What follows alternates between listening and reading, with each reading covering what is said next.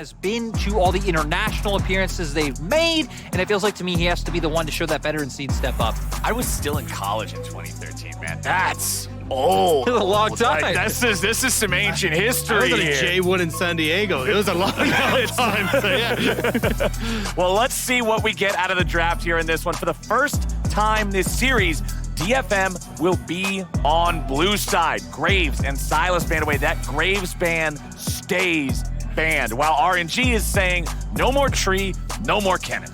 Still sticking with the Kalista ban, though, which is a bit of a surprise. Again, I thought we'd see this dropped, but this is going to be the first time that we actually get RNG on the red side. We're still seeing them stick with Maokai. We're going to get the Kennen. I'm curious what that next one is going to be. We saw in the last one was still the Yone, which could honestly be it, but it feels like Evie now has that opportunity to take away the Aatrox regardless, and then we'll have to see how Breed feels playing into it. Could actually bring out the Fiora that we've seen banned away a little bit throughout this series. Fiora, which has been banned away. He's been going with the Jax into it so far. I think RNG are one of the teams who I expect to be very comfortable playing into the Aatrox just because of the champion pool that Breed has. Still, it would be the first pick I would expect to see because other picks that have been high presence in play-ins like Hecarim have kind of been falling through the wayside so far in this draft. That was the other one I wasn't sure on. If they want to take away the Sejuani, Steel has been eyeing that up consistently. Now, I think WEI didn't have the best of games on it in game one, so maybe they were going to let it through, but it feels like now Breed just gets to go back towards the Aatrox. You can look towards the Viego again for WEI if you want, and essentially just, even though we're flipping sides, stick with the same picks. Yeah, it's kind of strange if you end up getting the just walk it back on opposite sides. You're kind of wondering, well, what's going on here? Yeah, that's actually why I'm not the biggest fan of the Sejuani coming through. Like, I totally get it. It's comfort for Steel. He's looked great on it so far throughout play-ins, but it's one of the things that opens up WEI's Viego, and WEI does look like one of the members of RNG who hasn't fully adapted so far to the meta that we have here at Worlds. Oh, no. And now he's going to be able to keep going towards it, but Dagna. Oh, no. I don't think either of us want to see this. Xiao has a 33% win rate on his year. We did it. Is not the pick. We got away. away. We avoided We it. got away. did it. We got away. We took a different route. Lissandra locked in for RNG and Xiaohu. And this is the combo, right? Yeah. I mean, you go in, you have Reset City coming through, Viego able to, get control of another champion, and then the Ice Zombies able to follow up and find those kills. But one of the difference from last game is this time around, things like the Yone still left open, but this is much more stock and standard DFM, playing that disciplined style that Raz was talking about. That's what I was going to say, right? This is definitely a composition now that we're starting to write out that is like, hey, we're going to play for late game. We're going to play for these later fights. We're not going to try and go for any of these wacky dives in the early stages. And it is, again, going to fall back to RNG to play this more aggressive style. So I think taking something like a Tristana here in this bottom side could also play into that, give yourself a ton of the range. Yes. And it looks like that is going to be the game plan here for DFM. I love it. I love it coming out so far for DFM. They're not only taking away some things that RNG have liked and leaned on, but also going back to their style. The thing that's scary is what we were talking about, when we finished last game, about RNG. They've kind of accepted like, hey, if DFM can match us mid and late, let's just get ahead early, and picks like the Azir open up for that. Oh, he could be getting it though. Breed eyeing up the Fiora. I still think you'll probably take the... Oh, I was going to say take the Aatrox. Yes. This is going to be it. And this is something everybody that I talked to was like, yeah, but you won't blind pick the Fiora. They never go to... This is what we do in LPL. We are happy to blind the Fiora and just go run amok in the top side. This is how Breed became famous back when his name was Curse and he was playing on OMG, had an insane Fiora outplay, and then everyone in the LPL was watching him. LPL blind Fiora locked in here in game number 4. And hey, if you're willing to blind lock Fiora, you don't have to worry about banning Aatrox because people pick Fiora into Aatrox anyway. So they're essentially daring DFM to take the pick, as Rel and Nautilus will both be banned away. They want to target engage supports. Over on the other side, DFM knows they have a marksman, their opponents don't, so they'll ban out Aphelios, but they'll throw in another engaged support ban of their own, removing a Mumu as RNG pick up Varus for Gala. Yes, we actually saw Unforgiven pick this up the other day. It is something that's still kind of on the outskirts of the meta and does have a decent amount of push, can set up well for team fights as well, and just have good follow-up on the likes of the lockup from the Lissandra. So still you're going to have a strong enough 4v4 coming through from RNG, decent scaling with the Varus, but I still think a lot of this is going to be predicated on, hey, let's get Breathe ahead in this top side and make sure this Fiora can pop off. Yeah, and it looks like for Evie, just going to go back to something safe and standard. Going to lock in the Gnar, so should have a decent time up in topside. At least you have the range. You can try and get through that matchup. And DFM, I mean, they've completely signaled, right? They are playing 4 5v5s. You don't expect to see any early shenanigans coming out from them and trying to match into what RNG have done so far, and probably looking to pick up another, engage source in the bot side. Yeah, Leona, that was the big one I was going to say, especially when you're looking towards the Varus on that bot side as well. Having the solar flare, short range AD carry, Leona just suits super well, and you've got great all-in. So now I'm curious to see what Ming is actually going to go with on this bot side. Could end up going back towards, honestly, someone like the Tam Kench. Yeah. I think that's going to be your best bet, to just try and keep people safe here. I mean, whenever you see somebody like Varus or like Aphelios or any of these AD carries that do not have built-in defensive mechanisms, Tam Kench is just one of their best buddies in the whole entire world, right? He can keep you safe, he can keep you protected, he can get you away from those solar flares, from those Sejuani ultimates, from those Mega Gnars, and get him to a spot where he can deal the damage. Yeah, and now for RNG, I mean, the first thing that comes to mind, right, is wanting to play through sides with the fact that they have that Fiora. Also not having a huge front line, so team fights can be a little bit dicey. But even when they ever want to start any of their own action, like go on a turn, or maybe you found a pick and now you want to force, a lot going to be on the plate of Xiaohu. But that's the way they played coming into summer, right? When we saw the meta kind of shift away from engaged supports, Xiaohu was the one that stepped up and took that mantle on pick specifically like Potions worth of damage. I will give the spice level of that play, we'll say a spice like Cumin.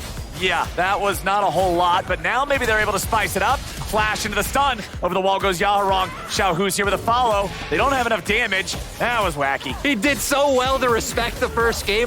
Gank walks right up. I mean, Wei was waiting around, but still didn't even have enough time to get like halfway through river, even if he wanted to. Yeah, really weird that they end up committing that much to mid lane as well, because they ended up losing a lot of the pressure now that they could follow up with that flash being burnt on Yaharong. Looks like they are going to move immediately towards the top side, though, and we might be looking for a dive on both sides. Oh boy, my friends. Here we go. Top side, it's Evie in danger. There comes your Spectral Maw. Won't hit, won't matter. First blood of the breathe.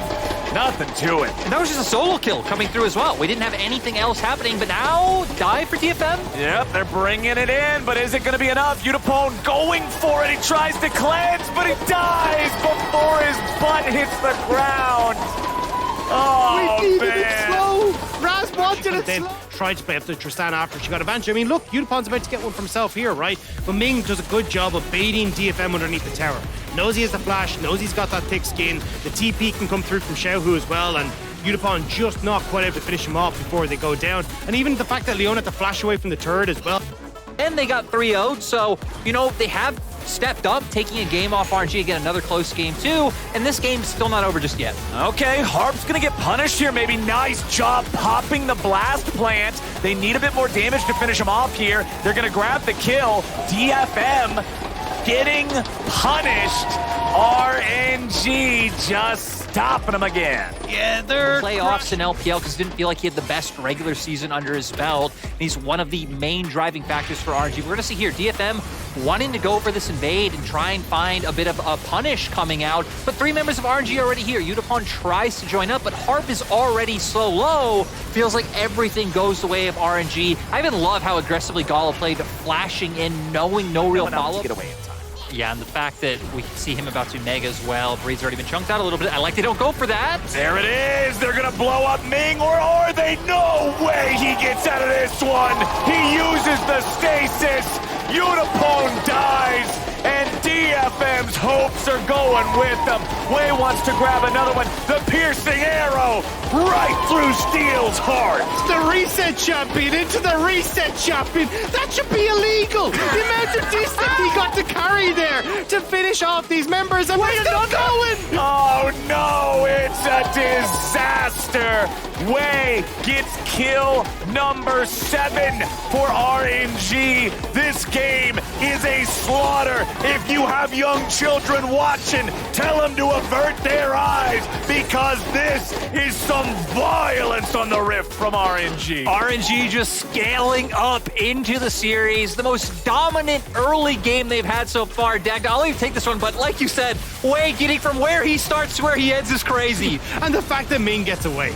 Like, I don't even see a health bar there. He's just shield. And then as Utapon goes in, he ends up seeing the stopwatch come through perfect. And this is Listen, the reset champion into the reset, into the follow-up, and then it's just get it off my screen. It took him like 5 seconds to get from where he started to where he ended. So yeah, Wei, once again, 3-0-2 on the Viego. Oh no. Oh no. Harp. Oh no, they're just gonna spit him right back out. Gobble, gobble, gobble, gobble, gobble, gobble, gobble. Gobble, gobble, gobble, gobble, gobble, gobble, gobble. They're just screwing around. They're having a good time. There's 3 wards invested on that blast zone to stop her. All right, there we go around them as he does it again and again and again and again. And now Yaharong trying to get himself away, but it ain't gonna work too well. Or is it? Harp going into block Xiaohu as Yaharong. There it is. Spectral turret fade. Yeah, looks like DFM, though, going to try and find the pick. Can they do it the 3rd time? Okay, this time they brought 3 dudes. Can Breathe escape all 3 of them? He goes back in. He reposts a whole hell of a lot of CC, but he's got very little mana left to work with. He tries the lunge yet again, and finally, through hell and high water. So already RNG just in such a good spot, and now Yutapon is in trouble. Oh no, Ming went for the flash lick. However, Yutapon does a good job. Press on towards the turret, but trying to see if they can catch the reinforcements from RNG. Xiaohu, he's gonna get flash, chain, CC'd, he's dead before he's able to self-ulti. Nicely done from DFM to find something there, but now they gotta be careful and try to get away. Harp, he used the flash to make the play. He's got no way out down here. He sticks around trying to get this turret, but it ain't gonna happen. And now Ming has applied the pressure and Breathe has applied the riposte. Poor little Gnar, you are not long for this world.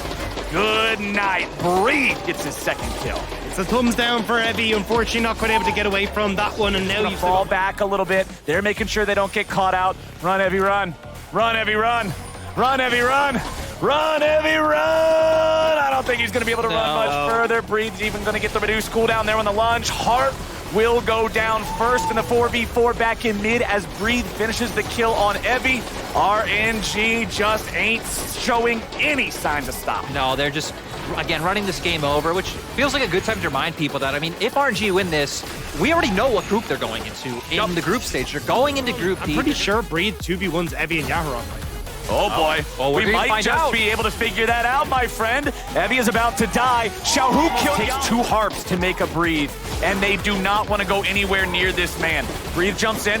Yutapon going for a couple of auto attacks. Riposte flies out as Harp goes for the flash. Stun, into the gun, and there it is. But it's traded across the map for steal. It's the stun gun 1-for-1. Xiaohu even gets the top side as well here. It's all over for RNG, just picking up things right, left, and center. Even with 1 pick coming back, Breathe still got Evie. They still got the Baron. And look, it's a nice little bit of gold in the back pocket for the AD carrying Yutapon, but not going to be enough. Now we're going to see, right, Yutapon trying to go help and show us if they can win that 2v1, but Xiaohu and Wei say no, get that pick, which leads to the Baron going over to the side of RNG.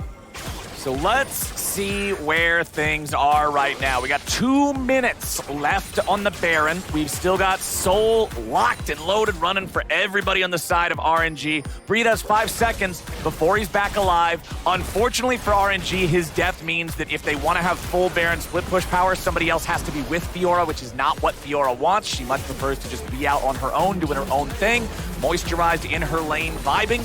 But that's not the case. RNG is going to continue moving through the enemy jungle, bounce back and forth, control the vision, make it dark, make it scary, and make it so DFM doesn't know where they can walk. Breathe is back up on the top side. He has no TP, but I don't think RNG is really too concerned about that. 4v5, they've still got more golden combat power. And that's why Breathe TP topside. He wanted to make sure that he could actually get the push right as this bot wave is going to collapse as well.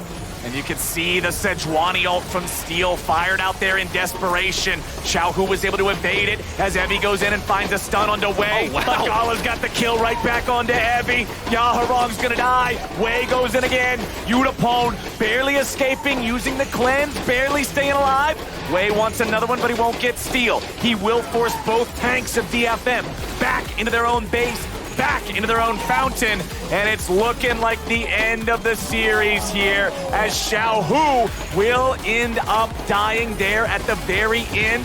Yutapon goes down as well, however, and that means that RNG is on to the Nexus. DFM try their best, but RNG will take them down and punch their ticket to the main group stage. The MSI champ.